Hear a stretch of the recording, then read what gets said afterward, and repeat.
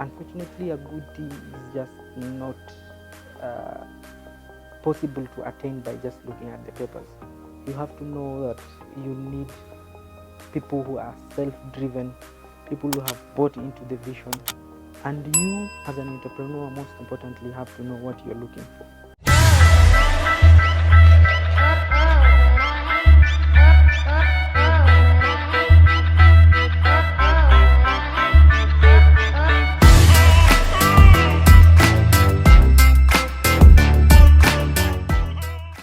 Hello, welcome to yet another episode of Let's Talk Business, and we are still on the Uber series. We are looking at Uber as one of the business that we picked out that can help us figure out and understand the 5 most critical factors that determine the success of any business.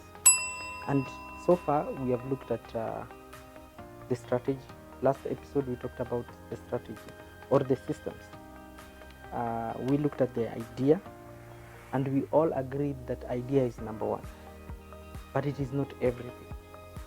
We are yet to look at whether it is the money or the funding, whether it is the timing, or lastly, whether it is the people who run the business or the team. And today we want to talk about the team or the people. One of the things that I really want to emphasize in this video is that when we talk about the team as an entrepreneur, then you have to employ what you call a people's strategy. In the last episode, we said that you create the system or the strategy, and the people run the strategy, and it is the strategy or the system that delivers results, but it has to be managed by the people. So the first step on the people's strategy. So when we are talking about the team or the people, then you'll have to employ a people's strategy, and we will talk a lot about the people strategy or people management as an entrepreneur, because it is one of the skills that really determine the success of your business. It is not the people that work for you or the systems that you have put in place. I hear a lot of business people saying that, you will succeed in business, but you just have to get the right people. But no, it's not just about getting the right people, it is having the right people strategy. Because then if you have the right people strategy, then from the hiring stage, you'll be able to hire good people.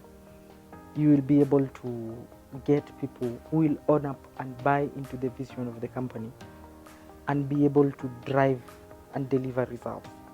But then that will mean that as an employer then, or as an entrepreneur, you have to have an excellent people strategy.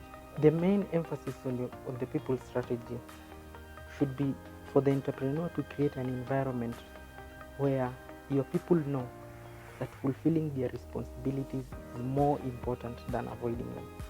You should make them know why they are told to do things, why they are made to do things. But then you have to have selected a good team, and you don't need a HR expert to do that. And unfortunately, a good team is just not possible to attain by just looking at the papers. You have to know that you need people who are self-driven, people who have bought into the vision, and you as an entrepreneur, most importantly, have to know what you're looking for. So your people need to know that the customers have to be made to feel like they are right. I know most people say that customers are always right, but I don't think they are always right. But they have to be made to feel that they are always right. So your employees have to know, yes, the customers may not be right sometimes, but you have to make them feel that they are always right.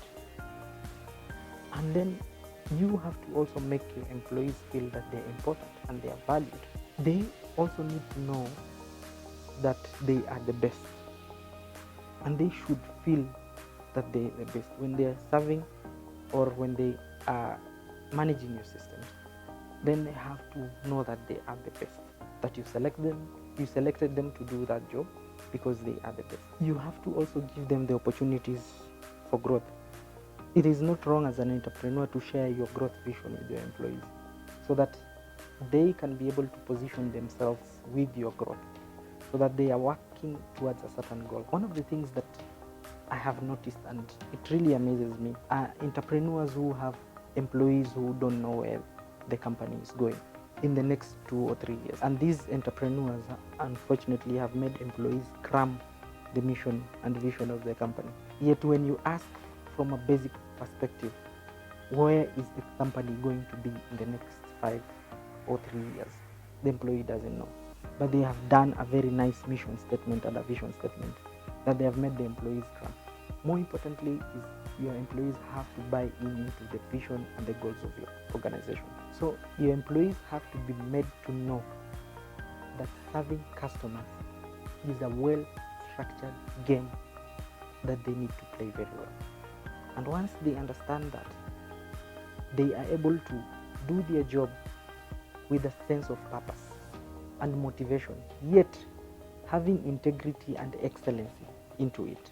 But they have to know that this service thing is a structured game, and we have to play it very well so that we can reach where we are going. So as an entrepreneur, again, you have to understand that you have to reward the employees. People can do amazing stuff if they are recognized and rewarded for it. So I meet a lot of employees and entrepreneurs who don't treat their employees very well. And that is the first mistake that we do. Look at Google, for example. The things they are doing for the employees is amazing. If you look at the top companies that we admire, they treat their employees very well. I think one of the things that you have to master is a people strategy. And people strategy involves reward. You have to be able to reward your people very well. And most experts call that motivation. Whatever you call it, but just make sure that these people feel proud to be part of the organization and part of your business. You can reward them with whichever. There is no method that I can recommend for rewarding.